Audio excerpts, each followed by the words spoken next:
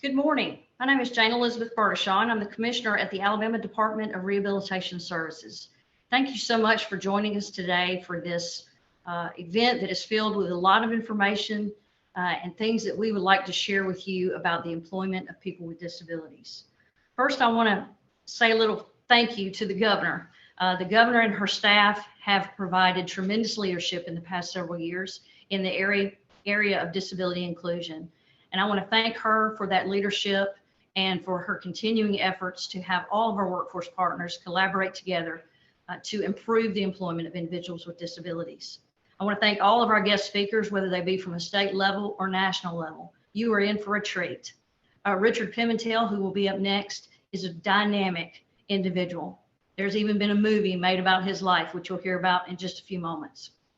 We thank him. We thank Commissioner Mark Schultz, who is the acting deputy for the OSERS department, which is the Office of Special Education and Rehabilitation Services, and the Commissioner of Rehabilitation Services Administration in Washington.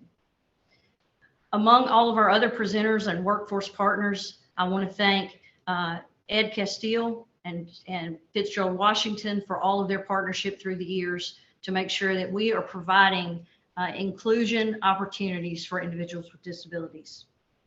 I want to, for a moment, thank the award winners that you'll hear about at lunchtime. Whether you be a business that has offered an opportunity to individuals with disabilities, or you are an individual with disabilities who has gone to work, or you are support for those individuals, whether you be an advocate or a teacher, thank you for everything you do throughout the year. And thank you to the individuals with disabilities who did not allow anyone to tell them no, who despite any challenges overcame them and are doing their best to reach their maximum potential. I also want to thank Disability in Alabama. They are our business partner in this game called life. Charles Wilkinson is an ADRS board member as well as the chair of Disability in Alabama. They are driving business and industry towards disability inclusion, and we thank them as well. I want to thank the Governor's Office on Disability. Dr. Graham Sisson and I are close friends and have worked together for many years.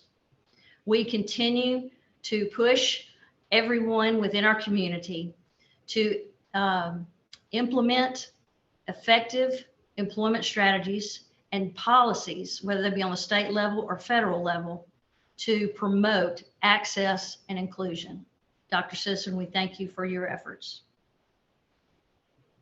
I want to thank the ADRS staff who pulled this together in the last several weeks. They've done a tremendous job, and COVID has taught us a lot of things. One is how we can provide training to you and the public through technology, and I want to thank them for all of their efforts to make this happen today. 2020 has been a hard year. It's been a hard year for everyone. And despite the pandemic, we have continued to meet the challenges in the workforce around us. But it's also a time where we get to celebrate three important things: the 100th anniversary of the Vocational Rehabilitation Program, the 75th anniversary of the National Disability Employment Awareness Month, which is this month, October, and the 30th year of the Americans with Disabilities Act. Premier civil rights legislation that opened the door to access and opportunity for all. We are so grateful for these legislative components and for these other activities so that we can celebrate the work that all of our partners are doing.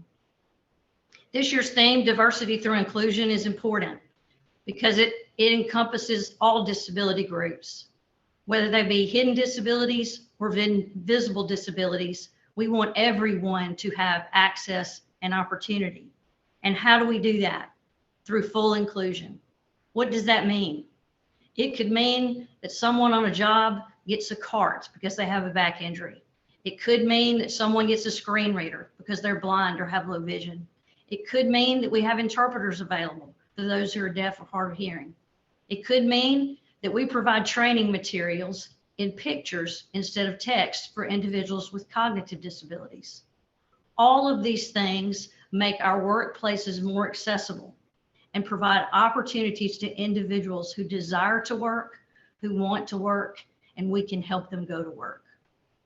From the Alabama Department of Rehabilitation Services, if there's anything that we can do to help you and your business, or you as a partner, please do not hesitate to reach out to us. You can find us on the web at rehab.alabama.gov. Thank you and enjoy the event.